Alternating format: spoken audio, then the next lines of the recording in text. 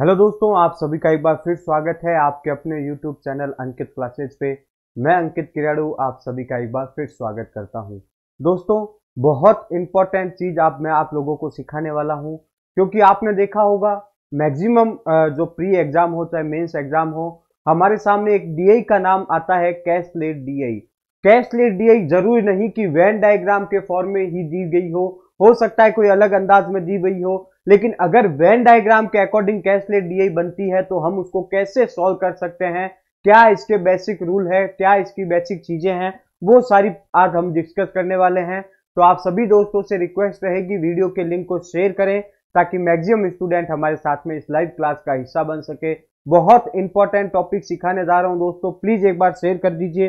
तब तक मैं भी शेयर कर देता हूं, और जो स्टूडेंट लाइव कनेक्ट हो चुके हैं प्लीज कमेंट बॉक्स में लाइव कमेंट जरूर करें, फटाफट से शेयर करें, फिर हम स्टार्ट करेंगे। बहुत ही शानदार अप्रोच रहने वाली है, यकीन दिलाता हूं। अगर आप मेरे को 45 से 50 मिनट आज वाले देते हैं तो आप इतना कुछ सीख कर जाओगे, फिर कभी वेन डायग्राम वाली डीआई में कभी घबराओगे नहीं, ये मेरा वादा है आप सभी से। तो फटाफट से शेयर कर दीजिए दोस्तों। मैं चाहता हूं आज का हमारे स्टूडेंट का टारगेट 20 प्लस है, और उम्मीद करूंगा आप सभी इसको जरूर अचीव करेंगे। फटाफट से शेयर कर डाले। जो स्टूडेंट नहीं आए हैं, जो स्टूडेंट तक लिंक नहीं पहुंच पाया है किसी कारण की वजह से, तो उन पर आप लिंक पहुंचाएं, उनको बोलिए कि लाइव क्लास स्टार्ट हो चुकी है। फटाफट से शेयर कर दीजिए और सभी जने लाइव कनेक्ट हो जाइए। ओके, फिर हम स्टार्ट करेंगे। देखो, अभी इसलिए नहीं कर रहा हूं क्योंकि बीच में करूंगा फिर कोई आएगा बीच में, इसलिए आपको समय दे रहा हूं 10 से 15 सॉरी 10 क्या 1 से 2 मिनट का समय दे रहा हूं। आप आराम से शेयर कीजिए ताकि सभी जने हमारे सामने आ जाए। उसके बाद में हम स्टार्ट करेंगे आज की हमारी इस बेहतरीन क्लास को। ओके, जो भी लाइव आ गए हैं प्लीज एक बार कमेंट जरूर कर दिएगा।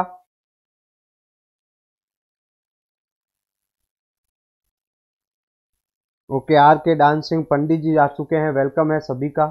प्लीज एक बार शेयर कर दीजिए जमकर ताकि सभी जने हमारे साथ में कनेक्ट हो सके। मैं भी शेयर कर दे रहा हूं, आप लोग भी शेयर कर दीजिए दोस्तों। ओके, चलिए स्टार्ट करते हैं। सभी जने तैयार हैं तो कमेंट सेशन में लिखे yes sir we are ready. देखो, अब मैं वेट नहीं कर सकता क्योंकि मैंने आपको पहले ही कहा था क्लास अगर मैं टाइम पर आ रहा हूं फिक्स 8 बजे, तो आप लोगों की भी ये रिस्पॉन्सिबिलिटी है कि टाइम पर आए सभी जने। टाइम पर आओगे तभी मजा है, 2-3 मिनट की भी बहुत वैल्यू है, आपको पता है हमारे एग्जाम में। तो प्लीज फटाफट से शेयर कर दीजिए, आप सभी से रिक्वेस्ट रहेगी बार बार।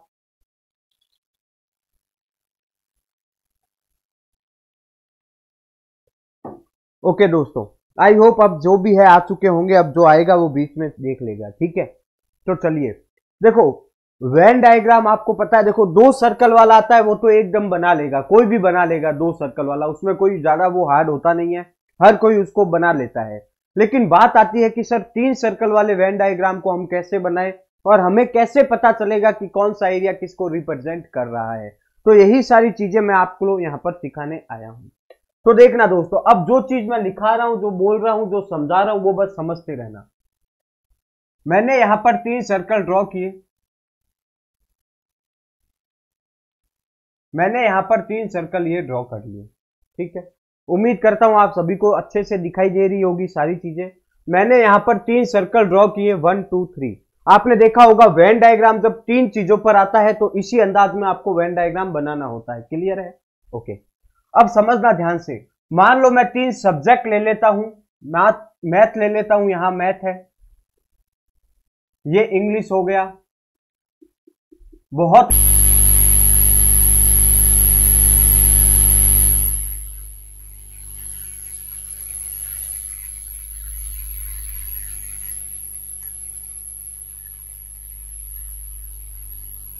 मैंने सर्कल इन पे बना लिए। बोलो यहां तक किसी भी स्टूडेंट को कोई डाउट? यहां पर हमने सर्कल बनाए, ये मैथ का सर्कल है, ये इंग्लिश का है, ये रीजनिंग का है। देखो फिर बता रहा हूं, अगर वेन डायग्राम में आप ये समझ गए कि कौन सा एरिया किसको रिप्रेजेंट कर रहा है, तो फिर वेन डायग्राम कुछ भी नहीं है, यकीन दिलाता हूं आपको। हेलो हेलो, आवाज तो सही है भाई विपिन कुमार भाई। हेलो हेलो हेलो, आवाज आ गई यार, आवाज सही है, क्लियर है आवाज तो। ओके, तो समझना, देखो मैंने 3 सर्कल ड्रॉ किए, 1 2 3। ये सर्कल मैथ को रिप्रेजेंट कर रहा है, ये इंग्लिश को कर रहा है, ये रीजनिंग को कर रहा है। 3 सब्जेक्ट है, मैथ, इंग्लिश, रीजनिंग। क्लियर है? Okay okay. अब समझना, देखो मैं आपको ये रिकमेंड नहीं करूंगा कि वैल्यू पुट करो, कुछ नहीं करना है। आप बस इसको अल्फाबेट ऑर्डर में नंबर दे दीजिए, अल्फाबेट डाल दीजिए, A B C D E F और जी। बस इतना ही करना है, बस इतना ही करना है। हेलो काजल मैम, आपने सीखा क्या? मैंने 3 सर्कल बनाए, एक मैथ वाला सब्जेक्ट का हो गया, एक इंग्लिश का हो गया, एक रीजनिंग का हो गया, फिर मैंने इनको अल्फाबेट नाम दे दिया सॉरी, फिर मैंने इनको अल्फाबेट नाम दिया, A B C D E F G. बस अब अगर आप ये समझ गए दोस्तों कि कौन सा अल्फाबेट किस एरिया को कैसे रिप्रेजेंट कर रहा है, तो फिर वेन डायग्राम कुछ भी नहीं है, यकीन दिलाता हूं। अभी आप सारा क्लियर करेंगे, देखना। छोटी सी चीज मैं आपसे ये फर्स्ट क्वेश्चन ये पूछूंगा, यहां पर मैं आपसे फर्स्ट क्वेश्चन ये पूछता हूं कि मेरे को ये बता दीजिए दोस्तों, ओनली मैथ्स में पास होने वाले कौन से स्टूडेंट हैं? यहां पर लिख लेना, ये जो हम वेन डायग्राम ड्रॉ कर रहे हैं ये पास का कर रहे हैं, ठीक है। मैं इसको इरेज करके थोड़ा सा सही बनाना चाहता हूं, एक बार रुको, ताकि देखो क्लियर दिखेगा तो आपका दिमाग भी क्लियर चलेगा। ये मैंने एक वेन डायग्राम बना दिया, ठीक है। देखो टोटल 3 से रिप्रेजेंट करूंगा या टोटल ही लिख देते हैं, टोटल होंगे कुछ भी। और ये जो वेन डायग्राम बना रहा हूं ये मैं पास का बना रहा हूं। पहले देखो इस पास को कैसे मैं चुटकियों में, चंद ही सेकंड में फेल में कन्वर्ट कर दूंगा, समझना ये चीज। मैंने क्या किया, पास का वेन डायग्राम बनाया, 3 सब्जेक्ट लिए, मैथ, इंग्लिश, रीजनिंग, और इनको अल्फाबेट नाम दे दिया, A B C D E F G, ठीक है। अब ध्यान से समझना एक एक चीज को कि कौन सा एरिया किसको रिप्रेजेंट कर रहा है। ये पास का मैंने बनाया है, यानी कि ये सारी वैल्यूज पास की होगी, जो जो स्टूडेंट जिसमें पास है वो होगा। तो मैं मान लेता हूं कि जेड स्टूडेंट जो है वो इन सभी में फेल है। मान लेता हूं कि जेड स्टूडेंट होंगे वो सभी में फेल होंगे।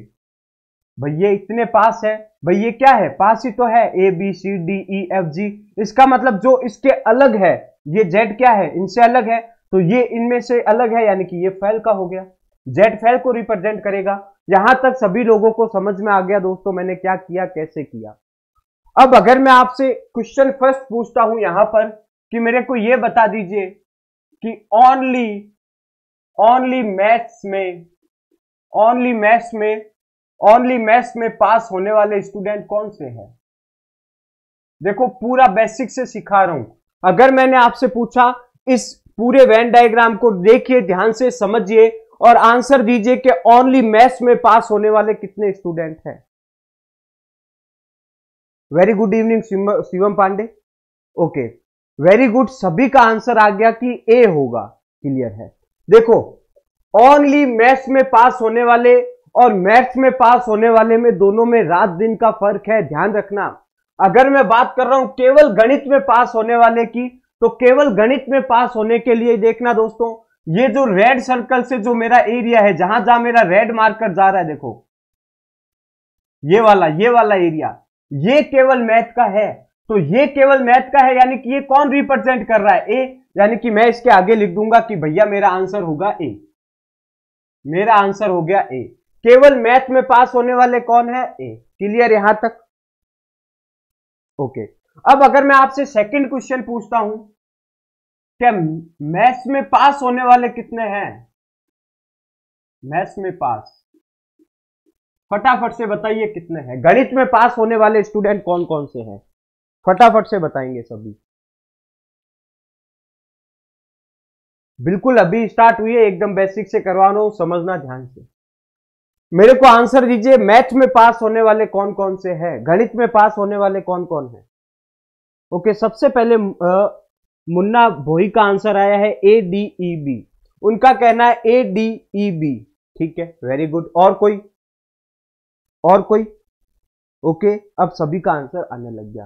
तो अगर मैंने बात की केवल गणित में, तो ए रिप्रेजेंट कर रहा है केवल गणित को, और मैंने बात की कि गणित में पास होने वाले कितने हैं, तो गणित किस किस को, देखो ये पूरा सर्कल मैथ को रिप्रेजेंट कर रहा है। तो इस पूरे सर्कल में जो भी अल्फाबेट आया है वो केवल गणित मतलब गणित में पास होंगे। तो ए बी डी ई, तो इसका आंसर क्या हो गया? A plus B plus D plus E. I hope आपको दिखाई दे रहा होगा, शायद उधर चला गया क्या ज्यादा, कोई बात नहीं, मैं नीचे लिख देता हूं। देखो केवल गणित में पास होने वाले कौन से थे? ए, और मैथ में पास, गणित में पास होने वाले टोटल कितने हैं? A plus B plus D plus E. बोलो यहां तक क्लियर? बोलो यहां तक क्लियर? Okay, very good. जिनका भी answer A B D E था, वेरी गुड। अब अगर मैं आपसे तीसरा क्वेश्चन पूछता हूं इसी डायग्राम से कि मेरे को यह बता दीजिए कि इंग्लिश और रीजनिंग में पास होने वाले कितने स्टूडेंट हैं? इंग्लिश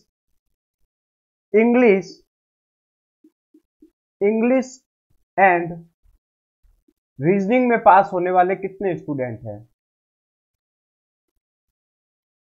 इंग्लिश और रीजनिंग में पास होने वाले कितने स्टूडेंट हैं? फटाफट से कमेंट करें।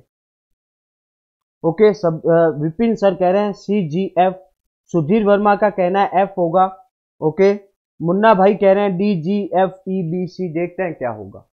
मेरा क्वेश्चन आपसे यह था कि इंग्लिश और रीजनिंग में पास होने वाले कितने स्टूडेंट हैं? तो देखो इंग्लिश ये रहा और रीजनिंग ये रहा। इन दोनों सर्कल में कॉमन एरिया कौन सा है? एफ है। ये वाली तो है, देखो कॉमन, देखो ये वाला जो मैं रेड कर रहा हूं आपको दिखाई दे रहा होगा शायद, ये वाला एरिया है कौन सा? जो इंग्लिश और रीजनिंग को रिप्रेजेंट कर रहा है। तो इस दोनों में आप कहेंगे सर ई और एफ दोनों है, तो यहां पर मैं ई और एफ दोनों लूंगा। क्यों लूंगा, इसके पीछे का लॉजिक बताऊंगा। तो अगर मैं बात करता हूं इंग्लिश और रीजनिंग में पास होने वाले कैंडिडेट, तो वो ई और एफ होंगे, ई प्लस एफ होंगे। ठीक है, क्यों होंगे? क्योंकि मुझे इस इंफॉर्मेशन से यह पता नहीं चल रहा है कि वो मैथ में फेल है। मैंने कहा इंग्लिश और रीजनिंग में पास होने वाले कितने स्टूडेंट हैं, तो क्या मैं ये कह सकता हूं कि वो स्टूडेंट मैथ में फेल होंगे? नहीं कह सकता। तो इसी वजह से मैंने इस ई वाले को भी कॉमन को इसमें शामिल कर लिया। लेकिन जैसे ही मैं सेकंड स्टेटमेंट में ये कहता हूं कि ओनली इंग्लिश, देखो पूरा नहीं लिख रहा हूं, ओनली इंग्लिश एंड रीजनिंग, आप समझ लेना ई और आर इंग्लिश और रीजनिंग को रिप्रेजेंट कर रहा है। तो ओनली इंग्लिश और रीजनिंग में कितने पास हुए? इस कंडीशन में आपका आंसर होगा केवल एफ। क्लियर है? देखो बहुत बेसिक चीज समझा रहा हूं, ध्यान से समझना, प्लीज शेयर करते हुए चलेंगे। अगर मैंने कहा पहले वाले स्टेटमेंट में कि इंग्लिश और रीजनिंग में कितने पास हुए, तो आपने देखा ये इंग्लिश और रीजनिंग का कॉमन एरिया कौन सा है? ये है, इसमें ई और एफ शामिल है, तो आपने लिख दिया सर ई प्लस एफ। और अगर मैं बात करूं कि केवल इंग्लिश और रीजनिंग में केवल लग गया, ओनली लग गया, तो इसका मतलब केवल देखो इंग्लिश और रीजनिंग में, अब ये वाला सर्कल हट जाएगा, यानी कि ये इंफॉर्मेशन दे दी कि मैथ में वो फेल है। तो इंग्लिश और रीजनिंग वाला सर्कल कौन सा है? केवल एफ को रिप्रेजेंट कर रहा है, तो एफ हमारा करेक्ट होगा, एफ हमारा करेक्ट होगा। बोलो यहां तक किसी भी स्टूडेंट को डाउट? अगर मैं आपसे 5 पूछता हूं कि तीनों में पास होने वाले कौन हैं, अगर मैं आपसे 5 पूछता हूं, पास ऑल 3 सब्जेक्ट, ऑल 3 सब्जेक्ट, तीनों में पास होने वाले कौन है? फटाफट से बताइए, इस वेन डायग्राम को देखें।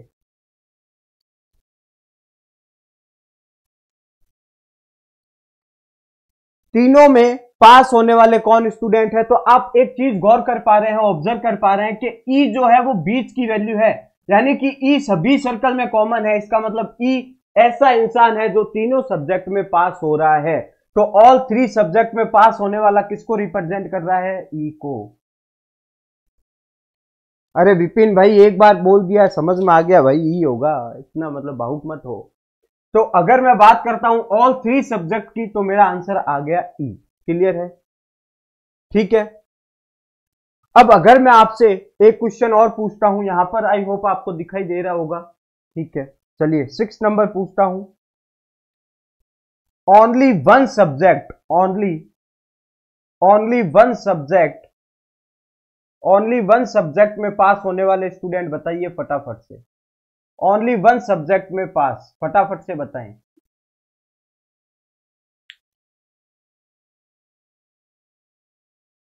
अगर मैं आपसे पूछता हूं ओनली वन सब्जेक्ट में पास। देखो हर एक चीज यहां पर क्लियर कर रहा हूं, क्योंकि अगर आपको ये पहचानना आ गया कि कौन सा एरिया किसको रिप्रेजेंट कर रहा है, तो फिर वेन डायग्राम की डीआई में कुछ नहीं रखा, आप चुटकियों में उड़ाएंगे। और सबसे इंपॉर्टेंट बात कि इस पास वाले को मैं कैसे फेल में बदलूंगा, अभी देखना, जादू लगेगा आपको कि सर ऐसे कैसे बदल दिया। ओके, सभी का आंसर आने लग गया। देखना, मैंने कहा ओनली वन सब्जेक्ट, तो ओनली वन सब्जेक्ट यानी कि केवल एक सब्जेक्ट में। तो केवल एक सब्जेक्ट में कौन है? देखो मैथ में ए जो है वो केवल मैथ में, केवल इंग्लिश में सी, और केवल रीजनिंग में जी। यानी कि क्या हो गया हमारा आंसर?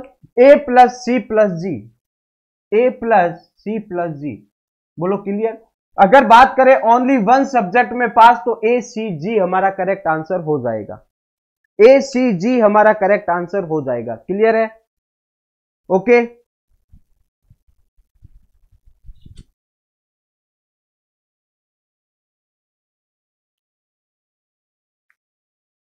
अब अगर मैं बात करूं कि किसी भी सब्जेक्ट में पास ना होने वाले कौन से स्टूडेंट है, none of subject, none of subject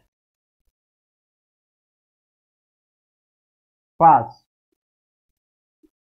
किसी भी स्टूडेंट में किसी भी सब्जेक्ट में पास ना होने वाले स्टूडेंट कौन है?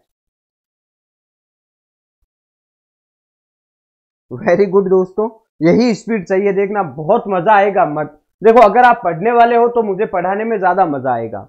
यहां पर लिखा है none of student, none of student subject, मतलब ऐसे कौन से स्टूडेंट है जो किसी भी सब्जेक्ट में पास नहीं है। दैट मीन्स कौन से हैं? जेड है। जेड ऐसा स्थान है जो किसी भी सब्जेक्ट में पास नहीं है, तो हमारा आंसर आ जाएगा यहां पर जेड। अब हमारा आंसर आ गया जेड, कि भाई जेड जो है वो किसी भी सब्जेक्ट में पास नहीं है। क्लियर है? यहां तक क्लियर है? अब एक दो चीजें और है मैं आपको सिखा देता हूं जो कि बहुत इंपॉर्टेंट है। ये सारे तो सभी जने कर लेंगे, आपने बता भी दिया इसका।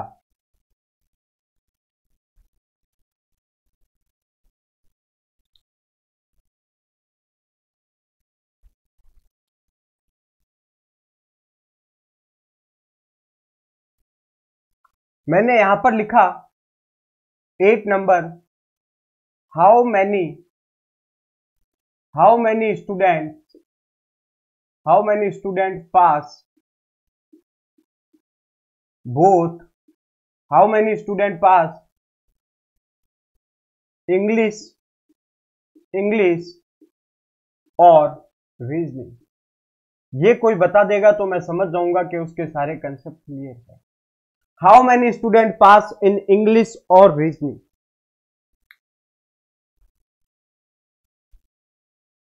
बिल्कुल भाई, जेड दूसरे मोहल्ले का है। देखो, अगर आपको सेशन अच्छा लग रहा है, कुछ दिमाग में घुस रही है बेसिक चीजें, तो प्लीज लाइक जरूर कर देना, और अगर पहली बार चैनल पर विजिट कर रहे हैं तो सब्सक्राइब करके हमारा सपोर्ट जरूर करें।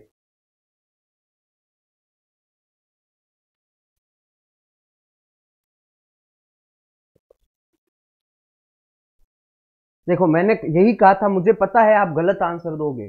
देखो, यहां पर अगर एंड होता English and reasoning, that means English and reasoning, तो आप ई और एफ आंसर देते। यहां पर और है इंग्लिश और रीजनिंग, इंग्लिश और रीजनिंग, और को हिंदी में क्या कहते हैं? या इंग्लिश या रीजनिंग में पास हो या दोनों में पास हो। इसका मतलब ये है, यहां पर गलती ना करें, या तो वो इंग्लिश में पास होगा, या वो रीजनिंग में पास होगा, या दोनों में पास होगा। तो आप इंग्लिश और रीजनिंग में जो भी कॉमन एरिया पूरा है, इस पूरे को इंक्लूड करेंगे। ध्यान रखना, ये गलती नहीं करें। यहां पर लिखा हुआ है how many student pass English और रीजनिंग। इसका मतलब कितने स्टूडेंट ऐसे हैं जो इंग्लिश या रीजनिंग में पास हुए हैं। तो इंग्लिश या रीजनिंग आया है, या का मतलब क्या है?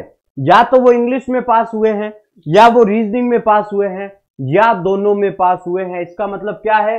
इसका मतलब क्या है दोस्तों? दैट मीन्स ये जो इंग्लिश और रीजनिंग का सारा सर्कल है, ये हम लेंगे। ध्यान रखना। तो यहां पर पूरा सर्कल कौन सा है? देखो, बी है, बी प्लस सी, यही बहुत इंपॉर्टेंट चीज थी, ध्यान रखना। डी है, प्लस ई है, प्लस एफ है, और प्लस जी है। ये इसका करेक्ट आंसर हो जाएगा दोस्तों। ध्यान रखना ये चीजों को, ये होगा इसका करेक्ट आंसर। शेयर करें दबाकर दोस्तों। सेशन अच्छा लग रहा है तो बहुत बेसिक चीजें सिखा रहा हूं, और ये इसीलिए सिखा रहा हूं क्योंकि अगर आपको कौन सा एरिया, कौन सा अल्फाबेट किसको रिप्रेजेंट कर रहा है ये समझ में आ गया, तो आप इसी सेशन में इसके बिहाफ पर जो डीए आएगी उसको चुटकियों में हल करेंगे। बोलो क्लियर है यहां तक? तो करेक्ट क्या होगा? B C D E F G, जो रीजनिंग या इंग्लिश में पास है। मैंने क्या किया? रीजनिंग या इंग्लिश में, यानी कि जो रीजनिंग और इंग्लिश का जो भी कॉमन पार्ट है वो सारा मैंने इसमें चिपका दिया, वो सारा मैंने इसमें चिपका दिया। बोलो यहां तक किसी भी स्टूडेंट को कोई डाउट है क्या? प्लीज बताएं फटाफट से। यहां तक किसी भी स्टूडेंट को कोई डाउट है?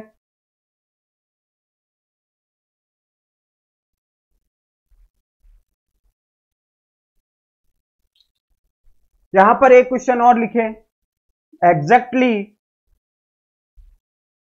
To subject, exactly pass in two subject, exactly pass in two subject. बताए फटाफट से कौन है? Exactly pass in two subject,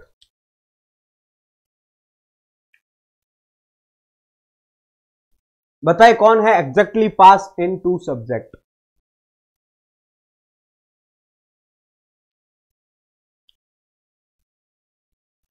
okay, Lalita ma'am का आंसर है, वेरी गुड मैम। ओके, देखना exactly pass in two subject, तो दो सब्जेक्ट में पास हुए हैं, कौन कौन है? देखो डी किस में पास हुआ? मैथ रीजनिंग में, तो एक तो हमारा डी भाई साहब आ गया। एफ किस में पास हुआ? इंग्लिश और रीजनिंग में, यानी कि एक एफ जी आ गए। बी किस में पास हुआ? मैथ और रीजनिंग में, यानी कि बी आ गए, और यही हमारा करेक्ट है, डी एफ बी हमारा करेक्ट है। Exactly pass in two subject कौन रिप्रेजेंट कर रहा है? D F B. लाइक जरूर कर देना, जिन्होंने लाइक नहीं किया है प्लीज सपोर्ट करें हमारा। देखो बहुत डीप में पढ़ा रहा हूं इन सारी चीजों को और मजा आ रहा होगा। अब हम सीखेंगे कि देखो, अब एक बात और, सर पास को फेल में बदलने की क्यों जरूरत पड़ी, इसके पीछे का लॉजिक समझे। मान लो आपने वेन डायग्राम पास का ड्रॉ कर लिया, ठीक है, अब इसके बिहाफ पर ऐसा तो है नहीं कि सिर्फ डायग्राम में ड्रॉ कर लिया आपको 5 नंबर दे दिया, ऐसा तो है नहीं। आपको नंबर किसके मिलेंगे? क्वेश्चन के आंसर सही करने पर नंबर मिलेंगे, ना कि वेन डायग्राम ड्रॉ करने के नंबर मिलेंगे। क्लियर? तो मान लो क्वेश्चन में आ गया कि आप ये बताइए कि कितने स्टूडेंट मैथ में फेल हुए या फिर कितने स्टूडेंट रीजनिंग में फेल हुए, तो यहां पर तो भैया आपने पास का बनाया है, तो आप उस कंडीशन में उन क्वेश्चन के आंसर कैसे देंगे? मान लो 5 क्वेश्चन है, 5 में से 3 क्वेश्चन फेल पर बेस आ गए, तो आपकी तो ये पास वाली डीए फिर बेकार बनी गई भाई, आपकी तो ये पास वाला डायग्राम ऐसे ही बना लिया फिर।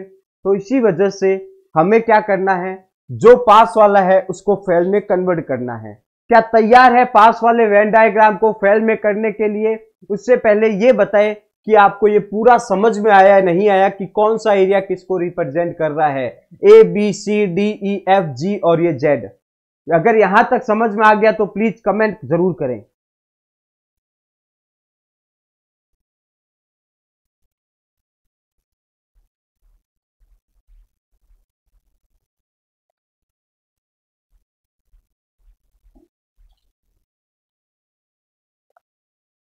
अगर यहां तक सारी चीजें क्लियर है और आपको ये पास वाला वेन डायग्राम समझ में आ गया कि ये A B C D E F G किसको रिप्रेजेंट कर रहे हैं, क्या है इनके पीछे का लॉजिक, तो प्लीज कमेंट में जरूर करें यस सर क्लियर है।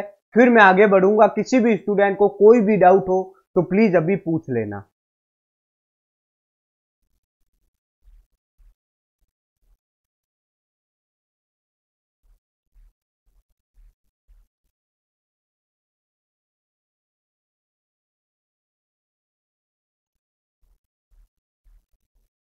क्लियर है? चलिए सभी का आ गया है रिप्लाई, वो कह रहे हैं सारी चीजें क्लियर है। Okay, not E Vimlesh sir, अच्छा ओके, वो देख लेना आप अपना। अब देखना, मैं इसको एक बार पूरे को इरेज करूंगा, फिर मैं एक डायग्राम बनाऊंगा पास का, उसको कन्वर्ट करके बताऊंगा कि कैसे हम डायरेक्ट पास को फेल में कन्वर्ट करते हैं। बहुत अच्छी चीज है ये, सीखने वाली चीज है, ध्यान रखना दोस्तों। ये सारी आपको कहीं नहीं मिलेगी यूट्यूब में, सिर्फ पेड क्लास में बताई जाती है। लेकिन जैसा मैंने आपसे वादा किया था कि यहां कुछ भी पेड नहीं है, सारी चीजें फ्री में सिखाऊंगा, तो समझना। यहां पर हमने पहले एक छोटा डायग्राम बना लेता हूं मैं, आई होप आपको दिखाई दे बस।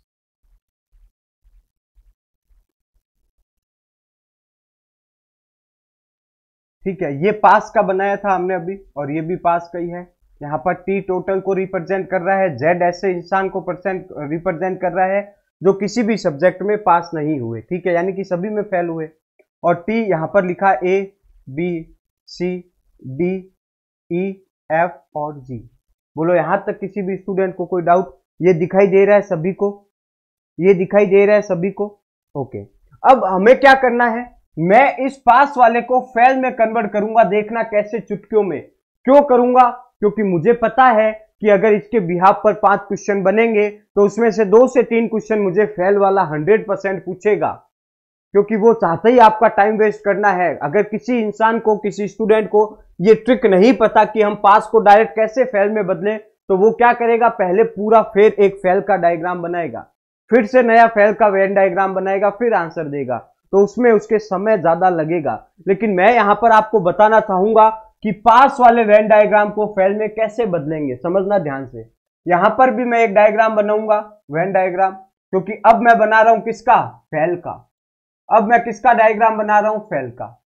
फिर 3 सब्जेक्ट होंगे, ये 3 सब्जेक्ट हो गए, ये मैथ्स हो गया, ये रीजनिंग हो गया, सॉरी इंग्लिश हो गया, और ये रीजनिंग हो गया। देखो आपको दिखाई तो दे रहा है ना? प्लीज एक बार कमेंट सेशन में ये जरूर बताएं, ऐसा ना हो मैं मेहनत कर रहा हूं वो व्यर्थ जाए। आपको दिखाई तो दे रहा है दोस्तों सभी को?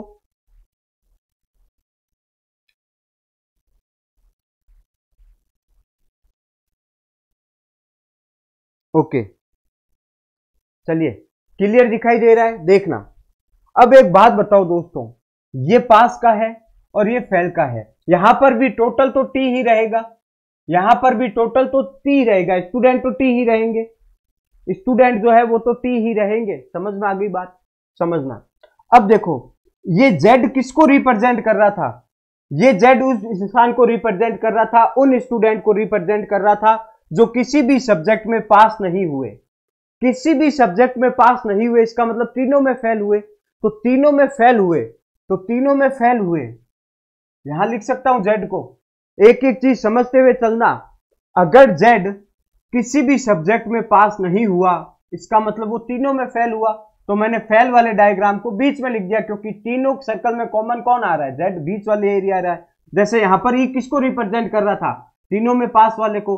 वैसे ही जेड यहां किसको रिप्रेजेंट कर रहा है? तीनों में फेल वाले को। बोलो यहां तक क्लियर?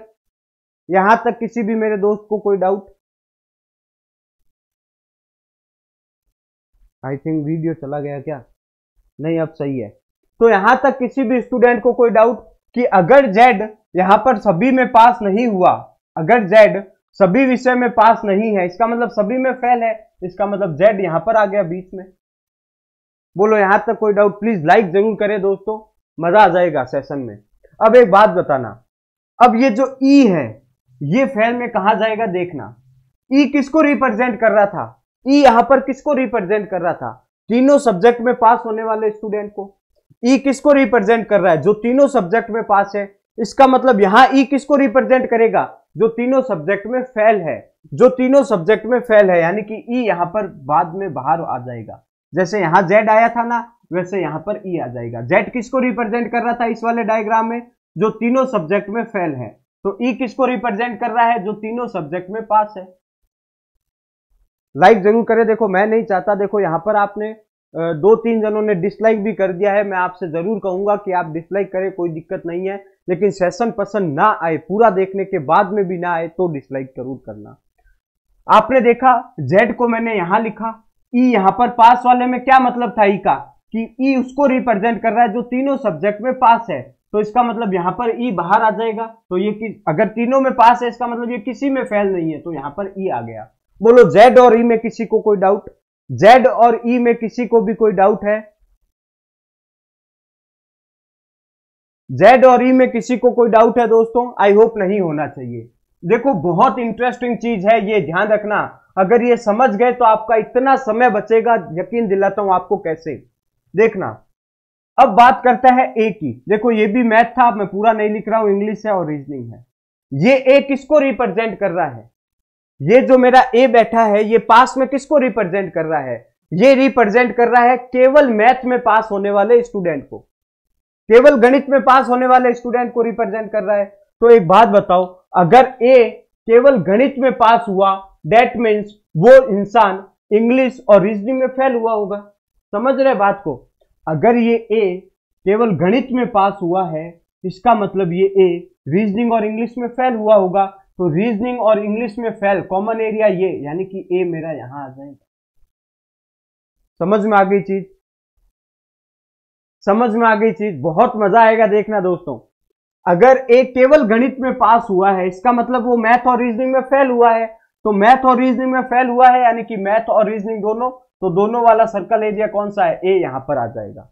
वैसे ही अगर मैं इसकी बात करूं सी की, सी कौन था? सी वो इंसान था जो केवल इंग्लिश में फेल हुआ है, सॉरी इंग्लिश में पास हुआ है। तो अगर ये इंग्लिश में पास हुआ है तो मैथ और रीजनिंग में फेल हुआ होगा। तो यहां पर आ जाएगा सी, यहां पर आ जाएगा सी। मजा आ रहा है दोस्तों? यहां पर आ जाएगा सी। देखना आगे, जी कौन सा इंसान था जो केवल और केवल रीजनिंग में पास हुआ? तो अगर कोई स्टूडेंट केवल रीजनिंग में पास हो रहा है और 3 ही सब्जेक्ट है, तो मैथ और इंग्लिश में फेल हुआ होगा।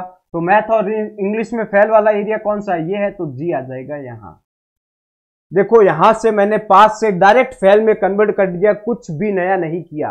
कैसे कैसे किया? सी, जेड, जी, ए और ई। यहां तक किसी भी स्टूडेंट को कोई डाउट है तो प्लीज बताएं। यहां तक किसी भी स्टूडेंट को कोई डाउट है तो प्लीज बताना। बहुत इंटरेस्टिंग चीज बता रहा हूं और कहीं जाना मत, आप खुद डीआई सॉल्व करेंगे। अभी जो डीआई का सेट मैंने आप लोगों के लिए रखा है, कोई डाउट नहीं होना चाहिए। बहुत बेसिक से चीजें क्लियर कर रहे हैं। ए, सी और जी देख लिया। अब बात करते हैं इस डी की।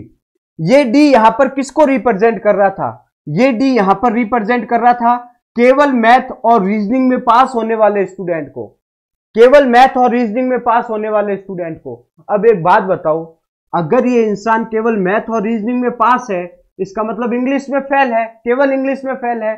तो अगर ये डी मैथ और रीजनिंग में पास होगा तो केवल इंग्लिश में फेल हो जाएगा। समझ में आई? अगर ये डी मैथ और रीजनिंग में पास हो रहा है, इसका मतलब केवल इंग्लिश में फेल हो रहा है। तो केवल इंग्लिश, ओनली इंग्लिश में फेल कौन है? डी। एफ की बात करते हैं। केवल रीजनिंग और इंग्लिश में पास हो रहा है एफ, केवल रीजनिंग और इंग्लिश में एफ पास हो रहा है। तो अगर कोई इंसान केवल रीजनिंग और इंग्लिश में ही पास हो रहा है, इसका मतलब वो मैथ में केवल फेल हो रहा है। तो ई यहां, एफ यहां पर आ जाएगा। बोलो क्लियर? नमस्कार सभी को। यहां तक किसी भी स्टूडेंट को कोई डाउट? सेकंड बात करते हैं बी की। बी किसको रिप्रेजेंट कर रहा था? मैथ और इंग्लिश में पास होने वाले, मैथ और इंग्लिश में पास होने वाले, केवल मैथ और इंग्लिश में पास होने वाले। तो अगर मैथ और इंग्लिश में ये पास हो रहा है, इसका मतलब केवल रीजनिंग में फेल हो रहा होगा। तो बी आ गया मेरा। यहां कुछ नहीं किया और ये फेल का डायग्राम बन गया। कुछ भी नहीं किया और ये फेल का डायग्राम बन गया। कैसी लगी ट्रिक? मजा आया दोस्तों? देखो अभी तो कुछ नहीं, मैं आपको बेसिक चीजें सिखा रहा हूं। ये इसीलिए सिखा रहा हूं ताकि जो आगे डीआई का सेट है वो आप इजीली सॉल्व कर सके।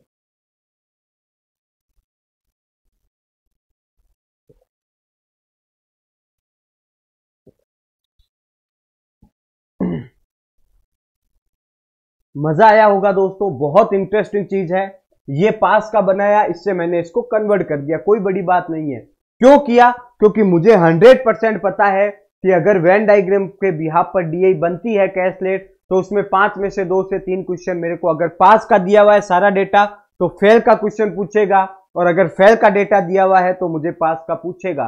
तो मैंने इस झंझट को ही खत्म कर दिया, मैंने पास और फेल दोनों ही डीआई बना ली।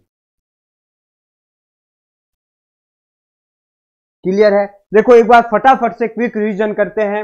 ये एक किसको रिप्रेजेंट कर रहा था? सबसे पहले बात करते हैं जेड।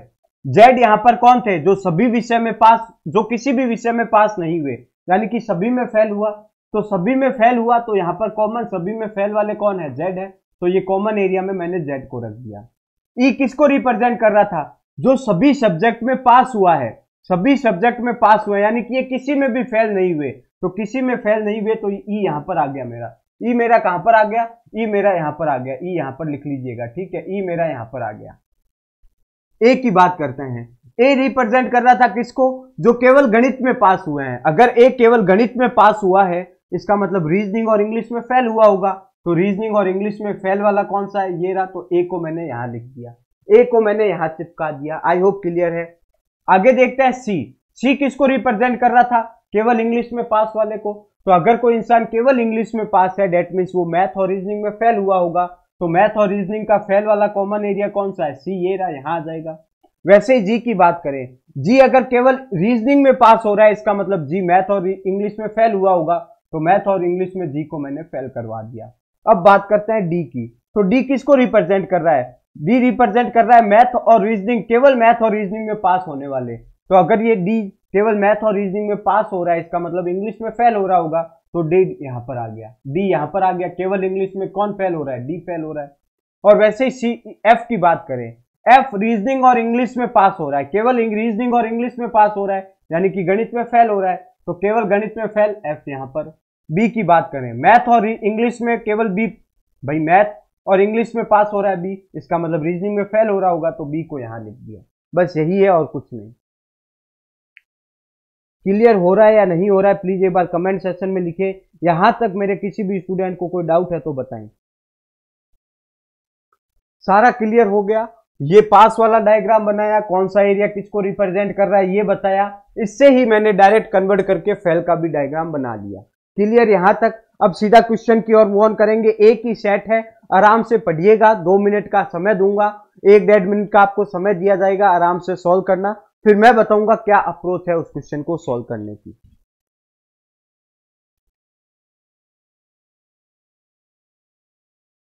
तैयार है सभी?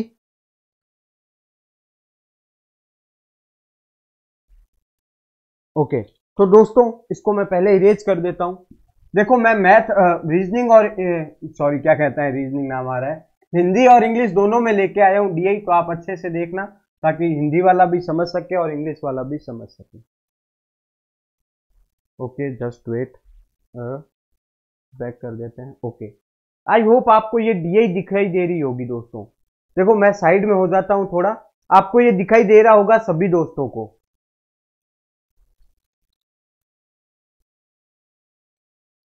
क्लियर दिखाई दे रहा होगा एकदम, इंग्लिश और हिंदी दोनों में है दोस्तों।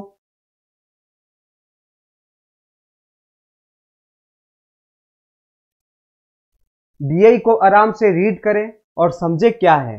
देखो फिर कह रहा हूं, अगर पहली बार आए हैं तो प्लीज सब्सक्राइब करके अपना सहयोग जरूर देना। मैं बहुत मेहनत कर रहा हूं आप लोगों के लिए। आपने देखा होगा कंटेंट पहले भी अप्रोक्स 350 प्लस वीडियो है मेरी यूट्यूब पर। पूरा देखना, हर एक वीडियो को देखे, आपको बेसिक से ही चीजें समझाई जाएगी। ठीक है, मेरा मानना यही है, बेसिक क्लियर है तो सारी चीजें क्लियर है। अब मैं चुप हूं, आप फटाफट से इस डीआई को बनाएं। और जिनका भी हो जाए डन लिखना, आपको 1 से 1.5 मिनट का समय मैं दे रहा हूं।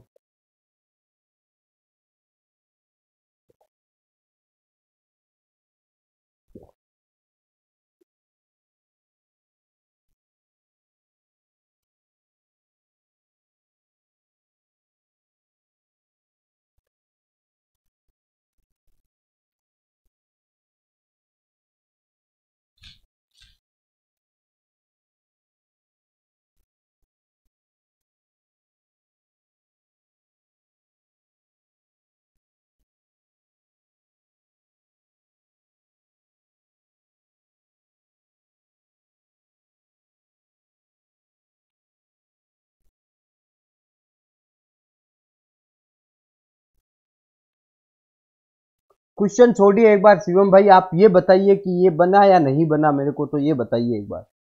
ओके, ललिता मैम का सबसे पहले आंसर आया है, उनका कहना है सही है, बन गया उनका। Okay, Kajal ma'am is also saying done. देखते हैं सही है क्या। चलिए ठीक है, सभी का बन गया। देखते हैं अब क्या है। मैं इसको एक बार बना के बता देता हूँ, जस्ट वेट। ओके,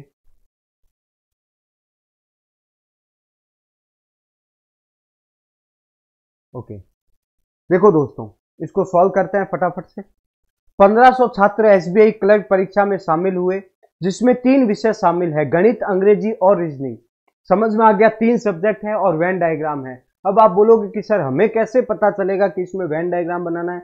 आप देखना, ये लैंग्वेज जो दी हुई होगी ना, केवल रीजनिंग में, मैथ और रीजनिंग में, इसका मतलब ये वेन डायग्राम को ही रिप्रेजेंट कर रही है। तो यहां पर हम रीजनिंग वेन डायग्राम ड्रॉ कर लेता हूं मैं।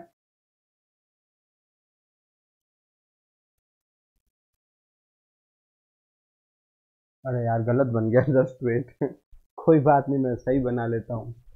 अजीब ही बन गया ये तो, सर्कल ही सारे। कोई ना। ब्लैक वाला कहाँ गया मार्कर? ओके चलिए।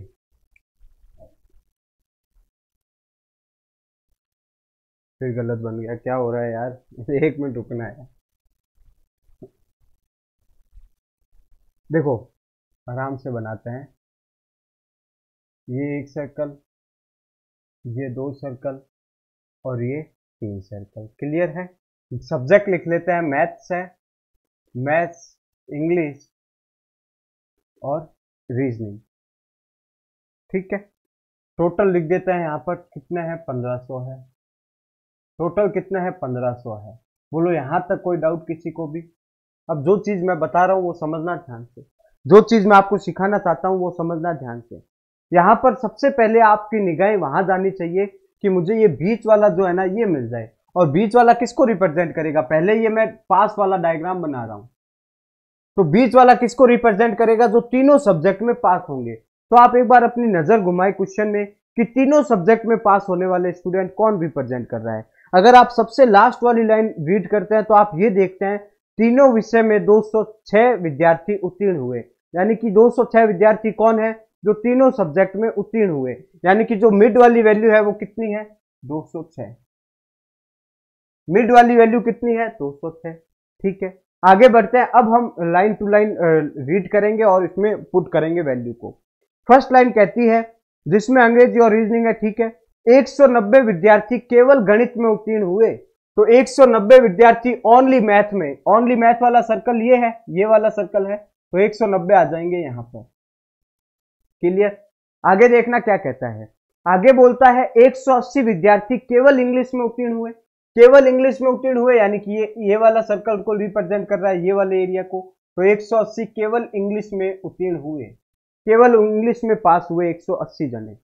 नेक्स्ट कहता है, नेक्स्ट क्या कहता है? जबकि 240 विद्यार्थी केवल रीजनिंग में पास हुए। तो केवल रीजनिंग में पास यानी कि ये इस एरिया को रिप्रेजेंट कर रहा है केवल। तो 140 है क्या? 240, तो 240 यहां आ गया। क्लियर है? क्लियर है? यहां तक कोई डाउट नहीं होना चाहिए। बेसिक सारे मैंने कंसेप्ट आपको बता दिए हैं। चलिए आगे क्या बोलता है समझना। आगे बोलता है, आगे बोलता है 366 छात्र गणित और रीजनिंग दोनों में पास हुए। क्या यहां पर ये लिखा हुआ है कि केवल गणित और रीजनिंग में पास हुए? नहीं लिखा हुआ। यहां पर तो ये लिखा हुआ है कि गणित और रीजनिंग में पास हुए। गणित और रीजनिंग में ये वाला सर्कल रिप्रेजेंट कर रहा है।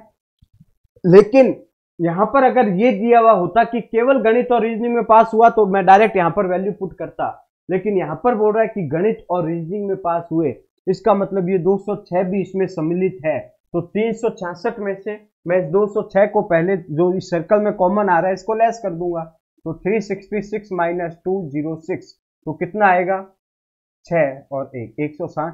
यानी कि 160 ऐसे स्टूडेंट होंगे जो मैथ और रीजनिंग में केवल पास होंगे।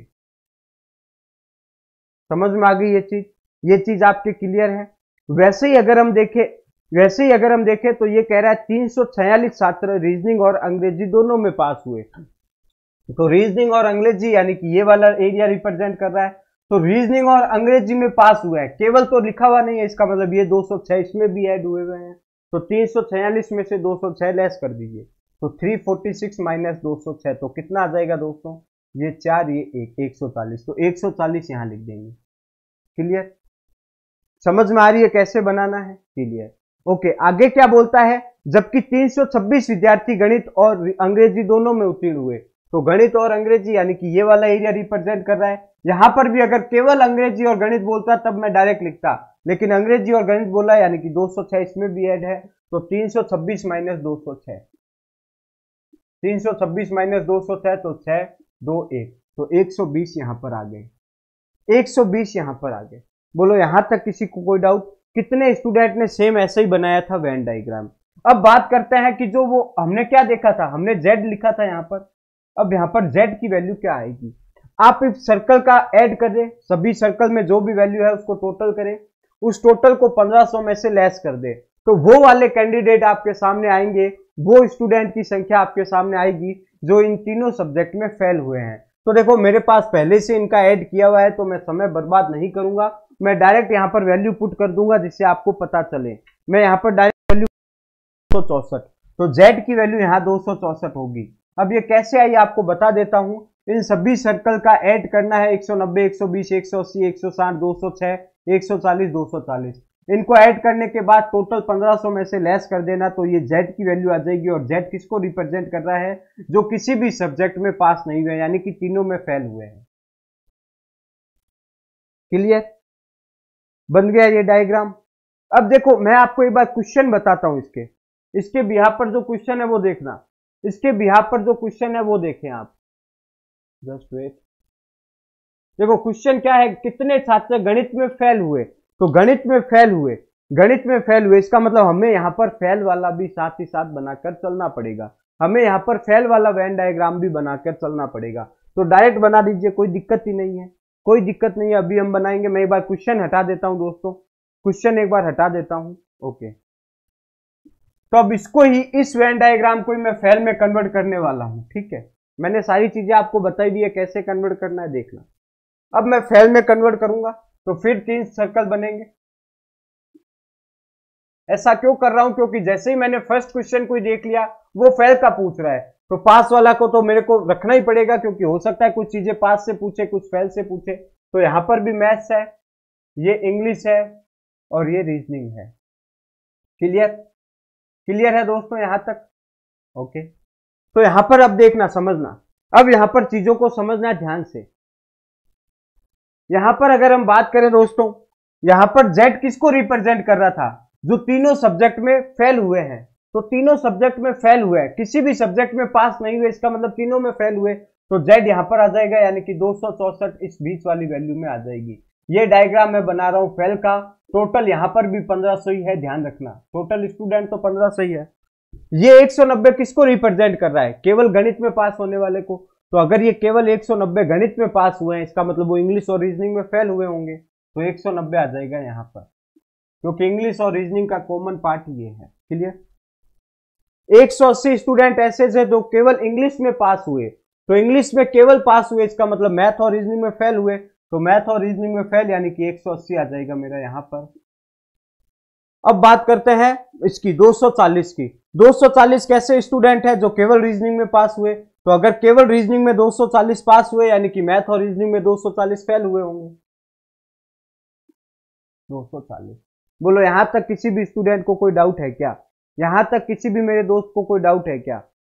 ये 180 लिखा हुआ है, 190, 264 और 240, स्पेस कम है तो थोड़ा कॉम्प्रोमाइज करिएगा। अब बात करते हैं 160 की। 160 किसको रिप्रेजेंट कर रहा था, गणित और रीजनिंग में पास होने वाले। 160 किसको रिप्रेजेंट कर रहा है, केवल गणित और रीजनिंग में पास होने वाले। तो अगर ये केवल एक गणित और रीजनिंग में पास हुए हैं, इसका मतलब इंग्लिश में फेल हुए, केवल इंग्लिश में फेल हुए, तो इसका मतलब ये 160 यहां आ जाएगा, ये 160 मेरे प्यारे दोस्तों यहां आएगा। आगे देखते हैं, अगर 140 स्टूडेंट ऐसे हैं जो इंग्लिश और रीजनिंग में पास हुए, केवल इंग्लिश रीजनिंग में पास हुए हैं, इसका मतलब केवल मैथ में फेल हुए हैं, तो 140 यहां आ जाएगा। और बात करें हम इस 120 की, तो 120 क्या है, मैथ और केवल मैथ और रीजनिंग इंग्लिश में पास हुए हैं, इसका मतलब ये केवल रीजनिंग में फेल हुए होंगे, तो 120 यहां आ गया।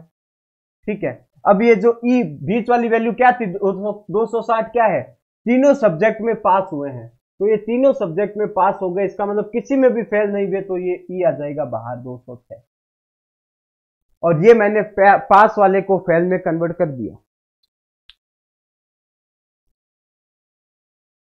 बोलो कोई दिक्कत यहां तक किसी भी दोस्त को। ये मैंने पास वाले वेन डायग्राम को वैल्यू सहित फेल में कन्वर्ट कर दिया। अब कुछ भी क्वेश्चन पूछे, देखना कैसे हम चुटकियों में आंसर देंगे, कैसे हम उस क्वेश्चन का चुटकियों में आंसर देंगे, समझ में आ गई होगी यहां तक कि मैंने इसको कैसे फेल में कन्वर्ट किया है। क्लियर, अब देखना कैसे हम आंसर देते हैं। मैं इसको थोड़ा छोटा कर देता हूं क्वेश्चन को, यहां देख देता हूं, आई होप दिखाई दे रहा होगा। अब क्वेश्चन छोटा ही ठीक है, क्वेश्चन दिखाई दे रहा है आपको, ओके। क्वेश्चन फर्स्ट कहता है कितने छात्र गणित में फेल हुए, गणित में फेल हुए, तो क्या यहां पर ये लिखा हुआ है केवल गणित में फेल हुए। अगर ओनली गणित की बात करता तब तो 140 आंसर सही होता, लेकिन गणित की बात कर रहा है, गणित में वाला ये पूरा सर्कल बात कर रहा है। तो 140 प्लस 240 प्लस 264 प्लस 180, इनको ऐड करेंगे तो कितना आएगा? देखो ये हो गया 10, 18, 18 और 4 22 का 2 रिप्रेजेंट कर रहा है, फिर 8, 824 is the right answer. Option C is the right answer. Option C is the right answer. देखो क्वेश्चन छोटा है, मैं बोल देता हूं, क्योंकि अगर क्वेश्चन को बड़ा कर दिया तो ये दोनों वेन डायग्राम दिखेंगे नहीं, और दोनों वेन डायग्राम दिखेंगे नहीं तो हम क्वेश्चन का आंसर कैसे करेंगे? इस वजह से क्वेश्चन को मैंने थोड़ा छोटा कर दिया। देखो अगर कितने छात्र गणित में फेल हुए हैं, केवल गणित में फेल हुए बोलता तब तो 140 होता। गणित में फेल हुए यानी कि ये पूरे सर्कल को रिप्रेजेंट कर रहा है, तो पूरे सर्कल में जो भी वैल्यू है उन सभी का ऐड कर लिए, वही आपका आंसर होगा। 824 इस क्वेश्चन का correct answer. I hope clear हुआ होगा। चलिए क्वेश्चन नंबर सेकंड की ओर मूव ऑन करते हैं। क्वेश्चन नंबर सेकंड थोड़ा सा बड़ा कर दूंगा क्योंकि ये थोड़ा बड़ा क्वेश्चन है, आपको इजीली दिखाई देगा।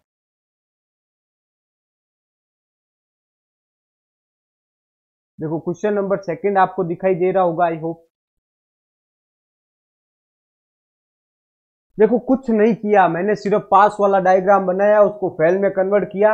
अब ये सारी डीआई खत्म है। कितने भी हाई लेवल के क्वेश्चन पूछो, डेटा सामने है तो फिर क्या हाई यार, डेटा सामने है तो फिर कुछ हाई नहीं होता दोस्तों।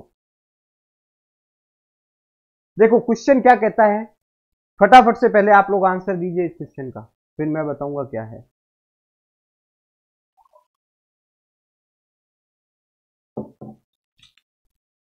Very good Lalita ma'am.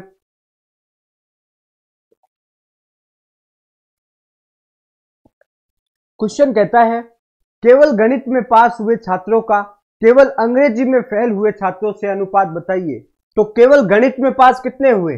190 केवल गणित में पास है, तो 190 से किसका रेशियो चाहिए? केवल अंग्रेजी में फेल हुए वाले। तो केवल अंग्रेजी में कौन फेल हुआ है? केवल अंग्रेजी 160 को रिप्रेजेंट कर रहा है, तो 160, जीरो से जीरो कैंसल, 19 और 16 इसका करेक्ट आंसर। वेरी गुड सभी का, बहुत अच्छा आंसर आ रहा है सभी का। Option C is the right answer. देखा कितना जल्दी अब हम आंसर दे रहे हैं। अब चाहे फेल से पूछो क्वेश्चन, पास से पूछो, दोनों ही डेटा हमारे सामने है। क्लियर? तो इस क्वेश्चन का आंसर ऑप्शन सी होगा 19 और 16, क्योंकि केवल गणित में पास 190, केवल अंग्रेजी में फेल 160। अगर अंग्रेजी का केवल ना शब्द देके अंग्रेजी का बोलता तो ये पूरा सर्कल आता वहां पर। क्लियर? Okay, next question.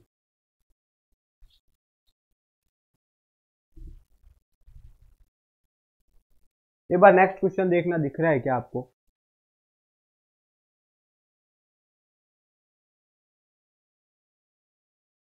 देखो थोड़ा कॉम्प्रोमाइज फील करना, ये डिजिटल बोर्ड नहीं है, मैं इसमें सेट करके आपको सारी चीजें सिखा रहा हूँ।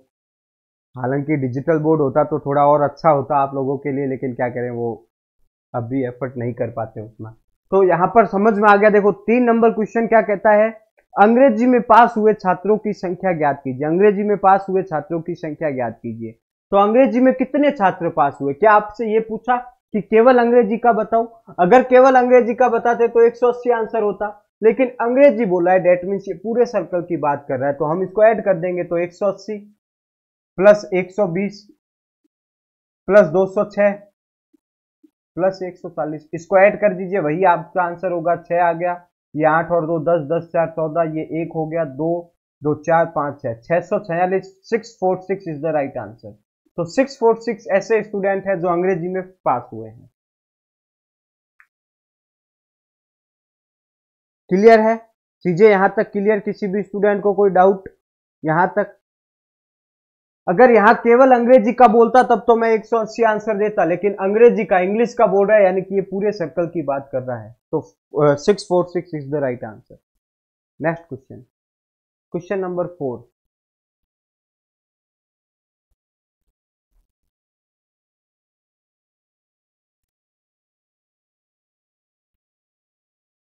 देखो आप सभी से फिर रिक्वेस्ट करूंगा, जितने भी आपके यार दोस्त हैं जो गवर्नमेंट एग्जाम की प्रिपरेशन कर रहे हैं, उन सभी को हमारे चैनल सजेस्ट कीजिए। उनको बोलिए कि एक बार लाइव क्लास लेकर तो देख, कितना मजा आएगा, सारे बेसिक डाउट क्लियर हो जाएंगे।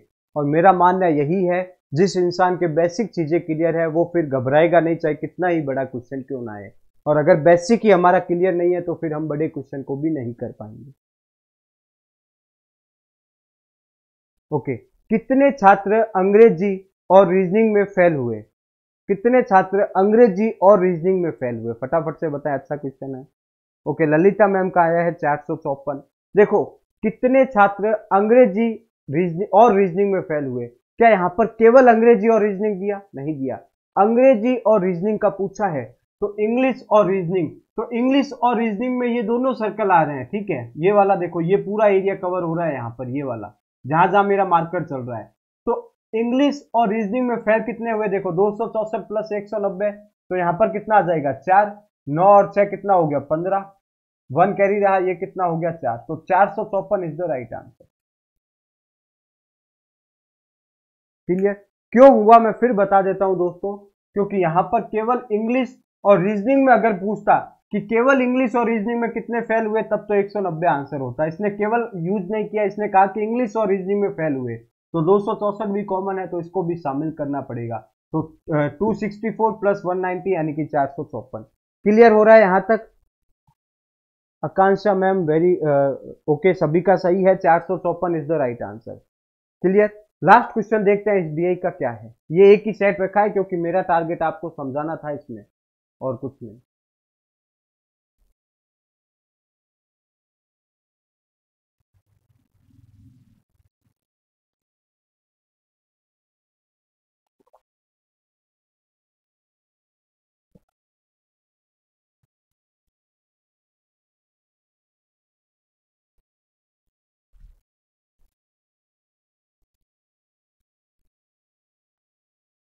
ओके, ललिता मैम का सबसे पहले आंसर है, very good ma'am, 420 is the right answer. कैसे हुआ देखना, कैसे होगा देखते हैं दोस्तों। क्वेश्चन कहता है कितने विद्यार्थी केवल एक विषय में अनुत्तीर्ण हुए, यानी कि फेल ओनली वन सब्जेक्ट। तो वन सब्जेक्ट में फेल हुए कौन कौन से हैं? देखो 140 मैथ में केवल, 160 इंग्लिश में केवल और 120 रीजनिंग में केवल। इनको ऐड कर देंगे तो कितना आ जाएगा? देखो 0, 6 2 8 और 4 12, 1 कैरी रहा, ये 3 और 1 4, 420। तो 420 कौन से स्टूडेंट है जो केवल एक सब्जेक्ट में, मतलब एटलीस्ट वन सब्जेक्ट में फेल हुए हैं।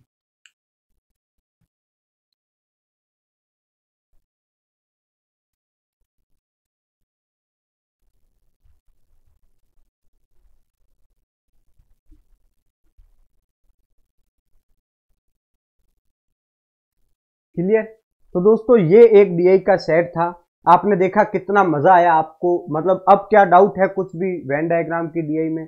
अब चाहे फेल वाली पूछो, चाहे पास वाली पूछो, चाहे यहां पर तो देखो मैंने ये मेंशन नहीं किया था कि लड़के और लड़कियां हैं, लेकिन अगर लड़के और लड़कियों का इंडिविजुअल आता है तब भी आपका यही पैटर्न होगा, आप इसी मेथड से सॉल्व करेंगे। क्योंकि मेरा आज की इस क्लास में उद्देश्य केवल इतना ही था कि आपको ये बता सकूं कि कैसे कैसे चीजें रिलेट हैं आपस में, कैसे पास वाले डायग्राम को हम फेल में कन्वर्ट कर सकते हैं, और कौन सा एरिया किसको रिप्रेजेंट कर रहा है। बस यही मेरा मोटिव था आज की क्लास में।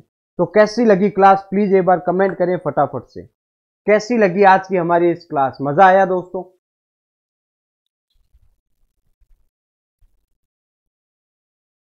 All doubt clear, thank you ma'am, Lalita ma'am. Okay, चलिए, nice class, thank you. Okay, तो चलिए दोस्तों मिलते हैं नेक्स्ट क्लास में, तब तक के लिए जय हिंद जय भारत। कल रात 8 बजे रेशियो एंड प्रोपोर्शनल की क्लास को हम आगे बढ़ाएंगे। ये आज संडे था तो मैंने सोचा कुछ स्पेशल क्लास लेकर आई जाए आप लोगों के लिए, और इससे स्पेशल क्या ही होगा, तो मैंने सोचा ये डीआई वाली क्लास लेकर आते हैं। आई होप आप सभी को अच्छी लगी होगी। इस वीडियो को ऑफलाइन होने के बाद भी आप 6 महीने तक यूट्यूब में देख सकते हैं। कुछ भी चीज ना समझ में आए तो प्लीज जाकर जरूर देख लेना। तो मिलते हैं नेक्स्ट वीडियो में, तब तक के लिए जय हिंद जय भारत। और हाँ, कल की क्लास की जो रेशियो प्रोपोर्शनल की जो पीडीएफ थी वो मैं अभी थोड़ी देर में आप लोगों के टेलीग्राम मोड में शेयर कर दूंगा। जय हिंद जय भारत।